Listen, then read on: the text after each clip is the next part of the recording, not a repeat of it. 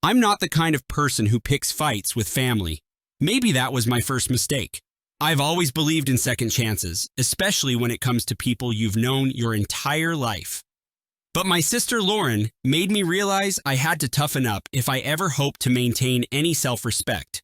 She's younger by 3 years, and I spent the majority of my life trying to smooth out her troubles, whether it was helping her with homework or convincing our parents to be lenient when she messed up. I guess you could say I was her shield, a role I fell into because it seemed like she always needed saving from something. When Lauren moved in with me after losing her job, I didn't think twice. She called me in tears, telling me she had been fired from her 3rd job in a row. I didn't ask for details, I just told her to come stay with me until she could figure out her next step. I figured it might last a few weeks, maybe a month. I lived alone in a 2-bedroom condo that I'd purchased after years of careful saving, so there was enough space. My job paid decently, not lavishly, but enough that I could handle the mortgage on my own. I told her she could stay as long as she needed, and I wouldn't charge her a penny for rent. In exchange, I expected her to at least look for a new job so she could start getting her life on track again. In the beginning, it felt fine. She arrived with her suitcases, looking distraught and exhausted, and I gave her the spare bedroom. I remember handing her the key with a smile, telling her this was her home now. She hugged me, tears in her eyes, promising she wouldn't take advantage of my generosity.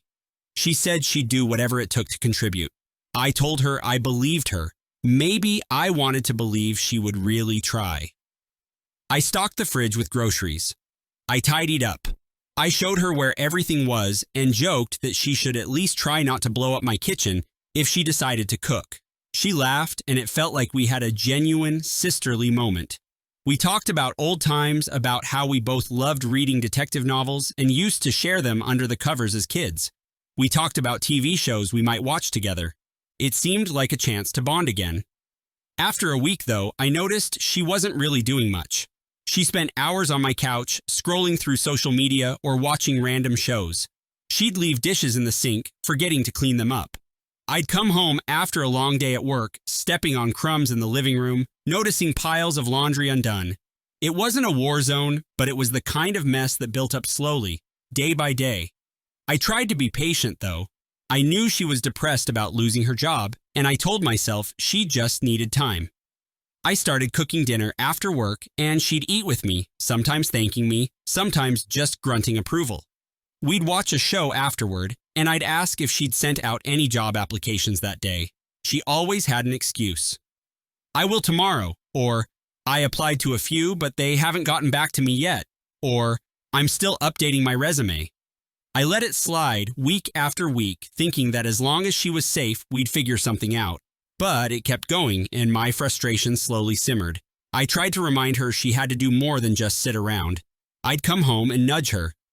"Hey, have you looked into those listings I forwarded you?" She'd shrug and say she'd do it later. Meanwhile, I handled every bill, every errand, every grocery run. She'd occasionally mention how bored she was, how she felt stuck and unmotivated. I tried to encourage her, telling her I'd help with interview practice or drive her to meetings if it helped, but there always seemed to be a reason why it wasn't the right day to apply or why that particular job didn't sound good.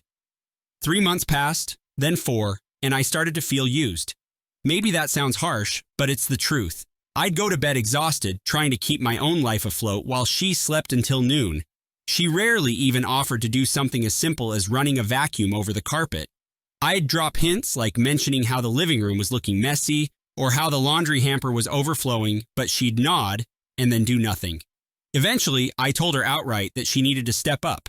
She acted offended, said she was going through a rough patch, and that I was lucky to be stable enough not to understand. I should have kicked her out when she started dating some random guy she met on a dating app without even telling me she was seeing anyone.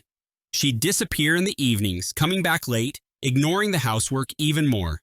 I asked how her job search was going, and she just rolled her eyes. Then, out of nowhere, she announced she was in a serious relationship. She'd known the guy for a month, and they were suddenly inseparable. His name was Travis, and he worked as a manager at some retail store. I met him once, briefly, when he came over to pick her up. He was polite in a rushed way, like he didn't really want to be there. I tried to be friendly, but I could sense he just wanted to leave. After that, Lauren became secretive. She'd text on the couch, giggling and smirking at her phone, ignoring me. I didn't mind her having fun, but it annoyed me that she was still contributing nothing to our household. Whenever I asked if she'd made progress on her job applications, she'd shrug and say she was working on it. I was starting to feel like the world's biggest doormat, but I was hesitant to be harsh. She was my sister, after all. Family helps family, right? Then, one day, she marched out of her room with a huge grin and told me she was engaged. I nearly dropped my mug. She'd only been dating Travis for a few months at that point. I asked if she was sure, and she got defensive, telling me she was an adult and she knew what she wanted. She held up her phone, showing off a photo of a ring. It wasn't anything extravagant, but it sparkled enough to draw attention. I tried to be happy for her, but my skepticism must have shown on my face because she immediately accused me of being unsupportive. I tried to explain that I just wanted to make sure she was certain, but she stormed off, claiming I was trying to ruin her special moment. I didn't think the worst would happen. I hoped we'd talk it out once she cooled down. But that very evening, she packed a small bag and left to stay with Travis. I didn't complain because I thought this might finally be her chance to get a fresh start. I figured she'd text me soon and we'd make up. Instead, a few days passed and my messages to her went unanswered. My calls went to voicemail. I tried to check her social media, but it looked like she'd blocked me. For a moment, I thought maybe it was some kind of glitch, but then I got a text from my mom telling me Lauren said I was unsupportive and that she needed space. Apparently, she told everyone in the family that I was jealous of her engagement, that I was giving her attitude, and that I hadn't been kind during her toughest times. I was furious. The nerve to claim I was the one who hadn't been kind after I'd housed and fed her for months. But the final blow came when I realized she wasn't just ignoring me. She was trying to frame me as the bad guy to our parents. She told them I'd pressured her to leave and that I'd made her feel unwelcome. She told them I criticized her relationship with Travis and acted like she'd never find a husband who'd want her. None of this was remotely true. I was livid.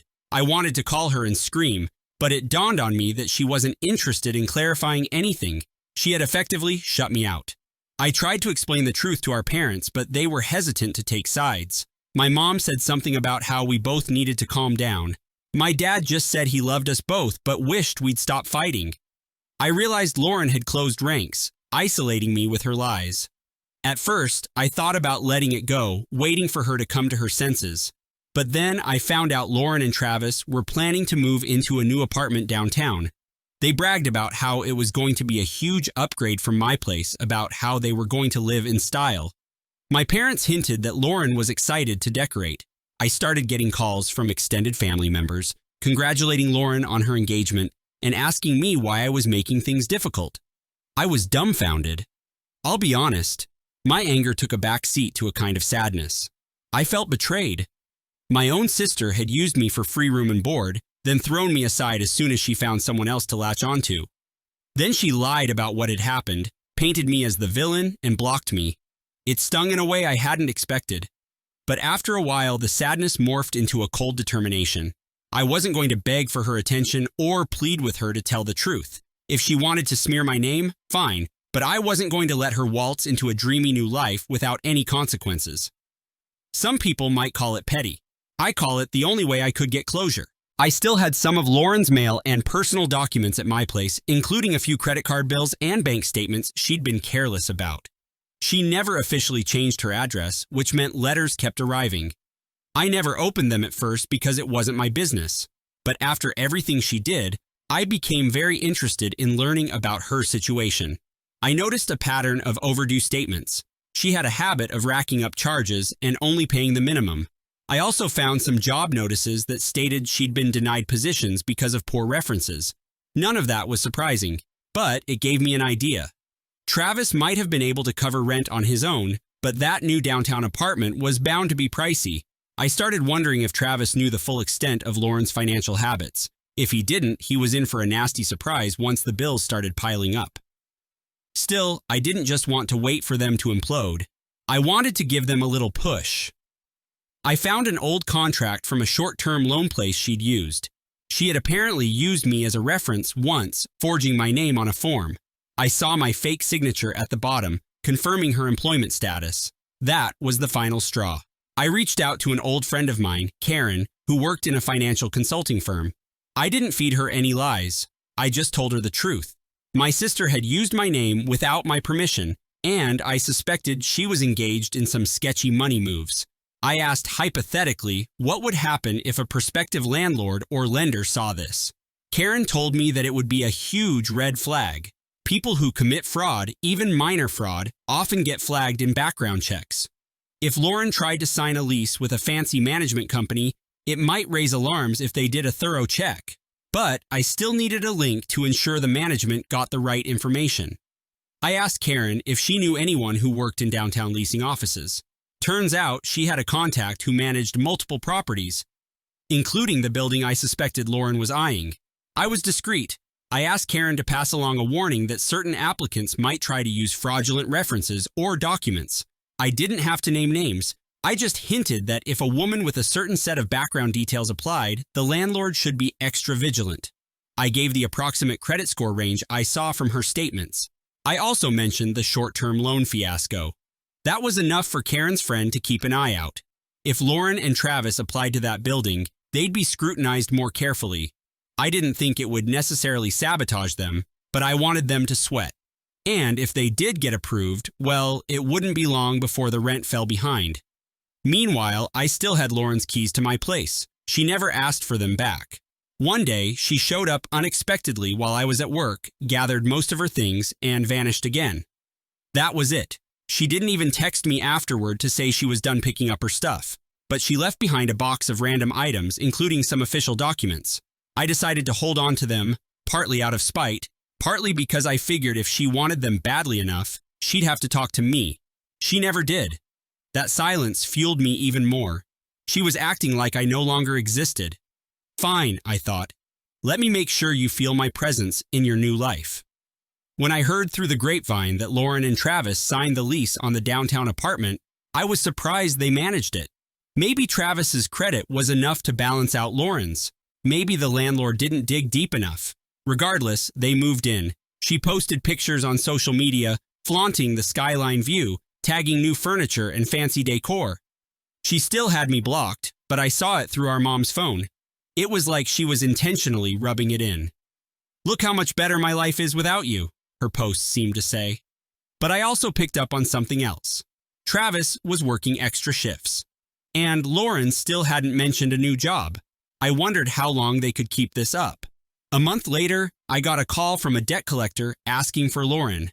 I explained she no longer lived with me, but I was curious about the nature of the debt. The collector couldn't reveal details, but I gleaned enough to know they were on her trail. I decided to be helpful. I gave them her new address, which I'd overheard from family members who had visited. Maybe that was ruthless. I didn't care. She could have at least had the courtesy to tie up her financial loose ends before skipping off to her new life. If they wanted to chase her down, that was her problem. I was simply passing along accurate information. Eventually, I found out from a cousin that Lauren had been bragging about how Travis was going to pay for everything until she found the perfect job. She insisted she had high standards and wouldn't settle for just anything. She bragged about wanting to get into event planning or interior design, even though she had no relevant experience. Travis, apparently smitten, was covering the rent, the bills, and everything else. Meanwhile, Lauren made the place look impressive for social media. She posted about their power couple status. She bragged about how supportive Travis was, how he never complained about finances, how they were building an empire together. All of it made me roll my eyes. I knew she was living in a fantasy. In time, Travis started getting suspicious about how quickly their expenses ballooned, especially as Lauren added more and more necessities to their lifestyle. I learned this from a mutual friend who happened to know Travis's coworker. Word got around that Travis was complaining about not being able to keep up with the bills. The friend said Travis mentioned he was pulling double shifts, but it still wasn't enough. Lauren refused to downsize her ambitions and kept pushing for more outings, more shopping, more everything. Travis was at his breaking point, apparently. I decided to give that last push. I had enough of Lauren's debt notices lying around my place to do some real damage. I gathered a stack of them, mostly unopened, but with visible return addresses from credit card companies and loan services. I wrote a brief note that said, "You left these behind. thought you might need them. Then I mailed everything directly to Travis at their new address. I included no return address, but I knew Travis would see exactly how many creditors were after Lauren. I pictured him opening that envelope, rummaging through letters demanding payments, seeing how deep Lauren was in. And I wanted him to realize she wasn't some innocent victim of circumstance. Sure enough, about a week after that, my mom told me she heard from Lauren. Apparently, there was a big fight with Travis about finances. She didn't go into detail, just said Lauren was frantic and complaining that she'd been ambushed by a bunch of overdue bills. My mom tried to stay neutral, but she let it slip that Travis was furious, threatening to break off the engagement if Lauren didn't start pulling her weight. My mom asked if I had any idea who might have sent those letters. I feigned ignorance, saying I had no clue. Maybe the companies tracked her down themselves. My mom seemed skeptical, but she didn't push it. Lauren was in full panic mode. She suddenly needed a job, any job, just to keep Travis from kicking her out.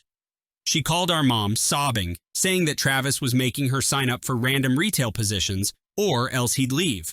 She still refused to reach out to me. She posted on social media about how people were out to get her, how some toxic family members couldn't stand to see her happy.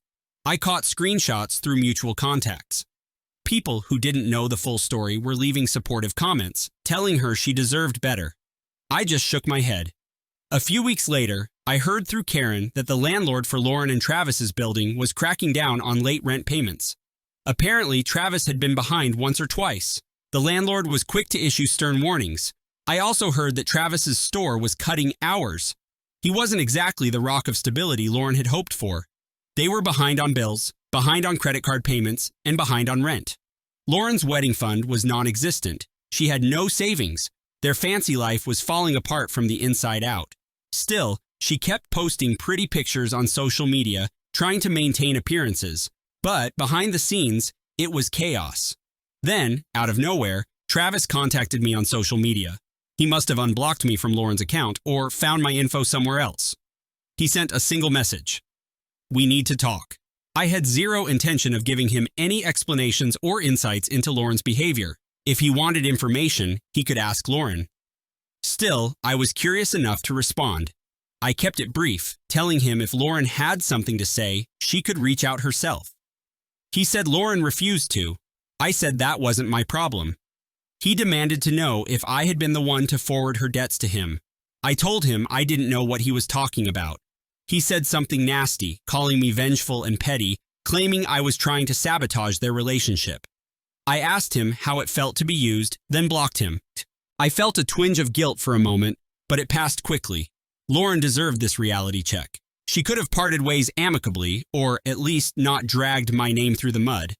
Instead, she tried to paint me as the villain and pretend I never existed. Well, now she was dealing with the consequences of her own actions. I won't lie, I felt a twisted sense of satisfaction seeing her carefully curated life unravel. About a month later, I got word from our cousin that Travis finally snapped and ended the engagement. He moved out of the pricey apartment, leaving Lauren stuck with a lease she couldn't afford. The landlord threatened to take legal action for breaking the lease, and Lauren was in total meltdown mode. She was behind on multiple payments, had a minimum wage retail job, and had no idea how to handle the avalanche of bills. She ended up breaking the lease as well, leaving her credit in shambles. I heard she tried staying with a friend, but the friend only had room for a few nights. Our parents, being the soft-hearted people they are, almost let her move back in with them. But by then, they'd finally seen evidence of how she'd lied about me, because Travis aired all her dirty laundry to anyone who would listen. He told them how she'd bragged about mooching off me, how she never intended to pay me back for anything, how she only said I was unsupportive after I asked her if she really loved him or just needed a meal ticket. He told them about the suspicious debts, about how she kept her financial mess hidden until it blew up in his face. My parents, hurt and betrayed, decided it was better if she found her own way. They offered to help her get a cheap place, but she refused, calling them ungrateful and saying they should support their daughter without conditions.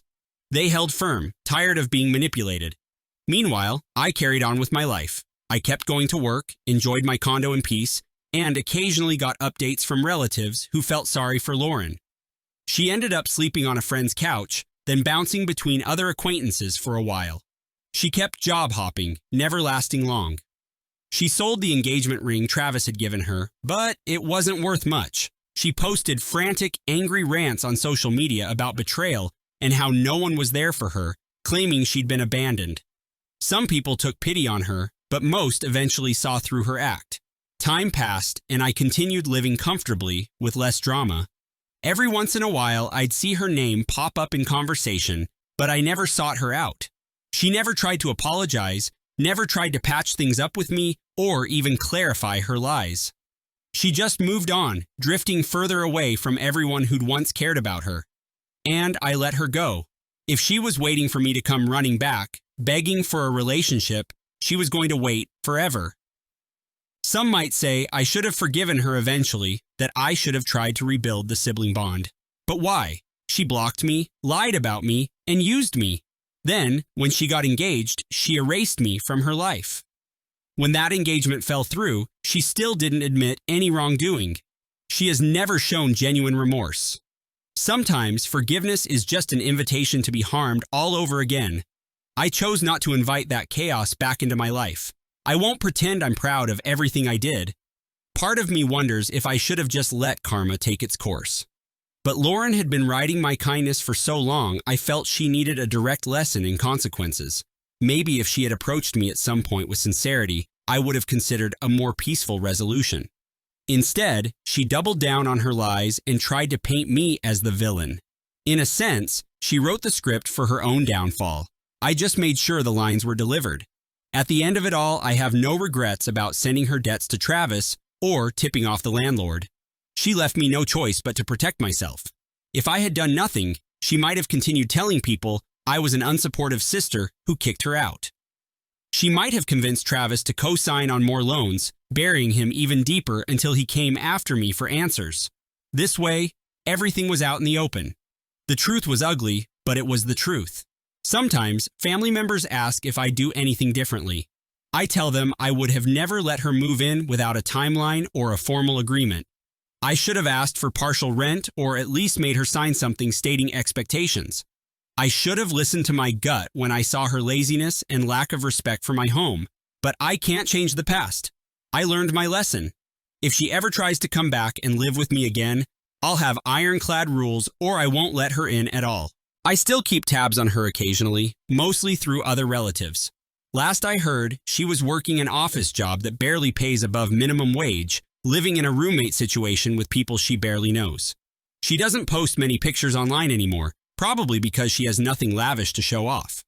She likes to tell her friends that she's just saving up for something better, that she's this close to starting her own business or moving somewhere more glamorous. It's the same old story. I don't hold my breath for any real change. As for Travis, I have no idea where he ended up. Probably somewhere less expensive, hopefully learning that a few months of infatuation isn't a solid foundation for marriage. I don't feel sorry for him. He proposed to someone he barely knew.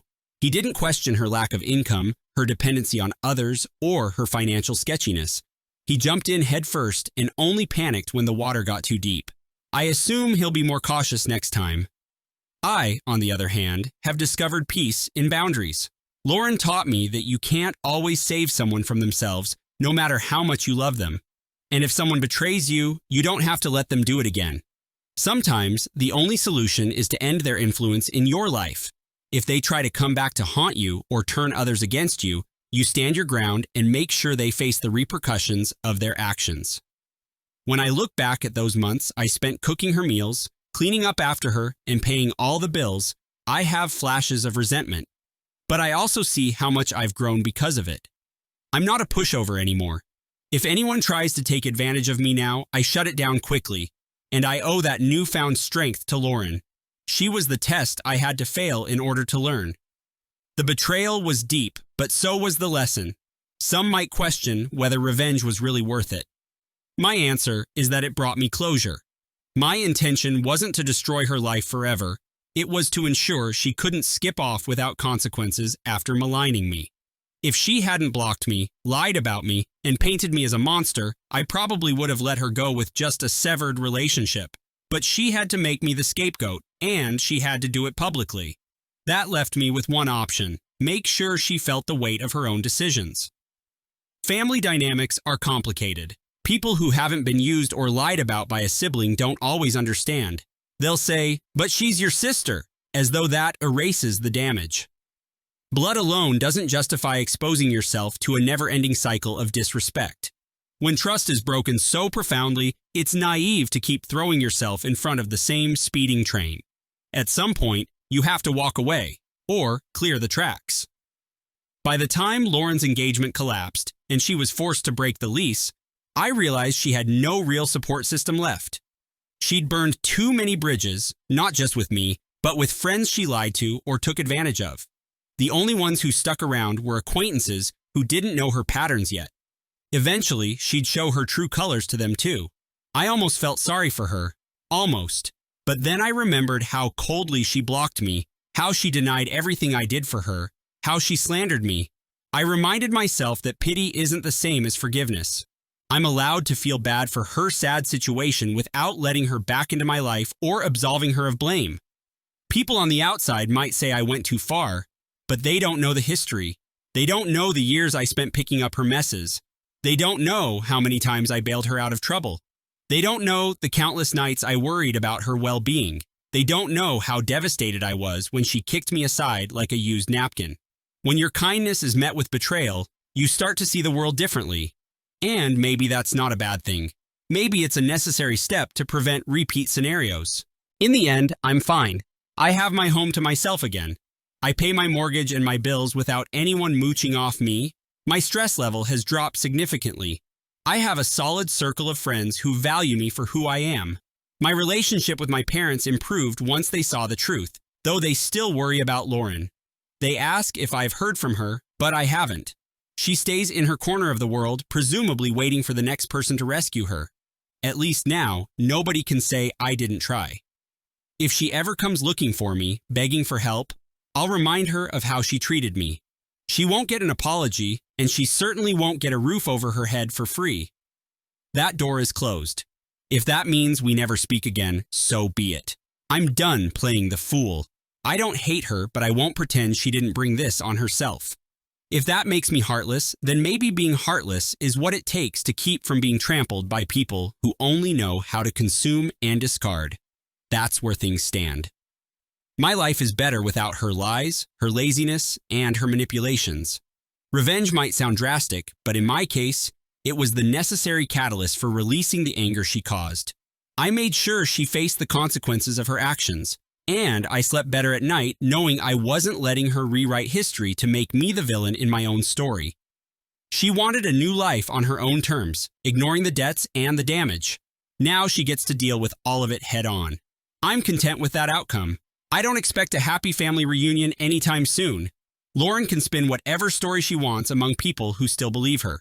But if anyone approaches me, I have the facts ready. I have the receipts, literally and figuratively, to show what really happened. And at the end of the day, those who matter know the truth. I did my part by offering her a home, caring for her, and giving her every chance to do right by me. She made her choices. Now she's living with the aftermath, and I'm free. That's good enough for me.